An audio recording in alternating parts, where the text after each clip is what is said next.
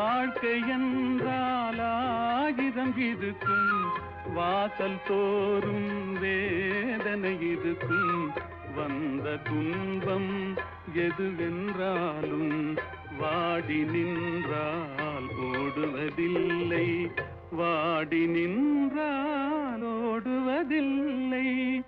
எதையும் தாங்கும் இதயம் இருந்தால் இறுதி வரைக்கும் அமைதி இருக்கும். மயக்கமா கலக்கமா மனதிலே குழப்பமா, வாழ்க்கையில் நடுக்கமா.